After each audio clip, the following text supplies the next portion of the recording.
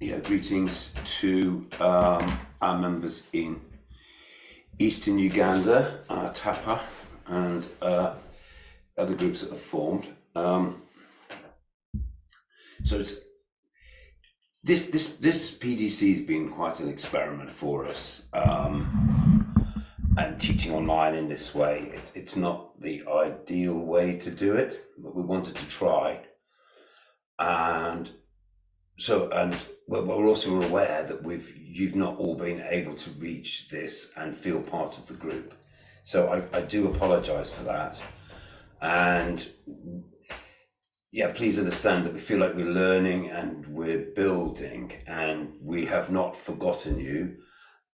We hope also that the knowledge and the network that we're building and the knowledge we're sharing will spread out, and through individual contact, we'll be able to help and support each other. I wanted to offer a summary of where we're at, because this has been quite a journey for us. And in 2019, Gerald Jagwe from the Permaculture Research Institute of Uganda came to the UK, and he and I wrote some project bids, which we submitted, only one of which was successful, and that was a fund of money to spend over a period of 3 years to allow us to develop what we're calling our Permaculture Academy. And what we'd noticed was that from previous trainings, wherever there was a cluster of people, 3 or 4 people who'd had some training, then it enabled a local group to form. And we spoke to a trust in the UK whose interest is in the spreading of information, and especially connecting to hard to reach people. So people in rural Eastern Uganda would come under that. And the objectives of to say, over the 3 years, it was a relatively small amount of money, and it did not pay us any wages or support. It only paid for costs incurred in East Africa. So actually, it's been quite a challenge for us to deliver this project, because we ourselves have not been paid for doing the work. We tried to roll it into other programs, but that didn't quite go to plan. And so we've had to be very careful how we've used the money, because it's from a charitable trust and we have to account for what we've done. The project had the target really of helping support the formation of 4 demonstration hubs, to concentrate permaculture learning in 4 places that it could grow out from. One of these was Kumi and Teso, and we did this through people that we had met in previous years, who were from the region, and that led to us. So quickly, the 4 regions, two of which are in Uganda, one Butambala near Kampala, and Teso, and then we have connections in Rwanda and also to northwest Kenya, to Homa Bay in Kenya. So those are the 4 places, and the funding that we had allowed us to run an intensive training program in each one of those 4 locations. And we ran one in partnership with the Kumi Happy Home team in September 2020. And that was how we met Deborah and others from the area. So that connection came about through that. And subsequent to running that course, we've been able to do 2 or 3 things with the small funds that were remaining from the original project, and that was to do some follow-up evaluation.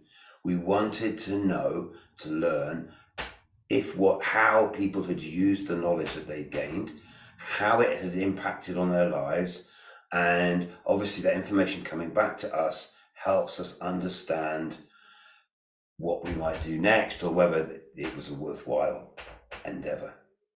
Permaculture runs on feedback, and that feedback from you is how we learn whether we've been effective or not. And so we thank you for everything that's come about, and the flow of information and engagement that we've had from you. We're very, very grateful for. Now, what we hope to do is to take the learning from this experience and use it to build future project ideas. So the money that we had for this 3-year period is completely gone now, and we've been, so as I say, we were carefully sort of controlled how we could use it. So we did the training, we came back and we did some evaluation visits, and we did some interviews, and we also supplied some seeds and some tools, and that was what we were able to do. What we now want to do is ask the question, what have we all learned? We've seen local groups form and develop. So what's the next step? And if we're looking for support, we have to be very, very clear about what the objectives are. Funders never just give away money. It's always aimed at a very specific set or chain of events or a set of objectives. So I think that now we've just come this far and we've established this group, we should be starting to ask the question of what comes next.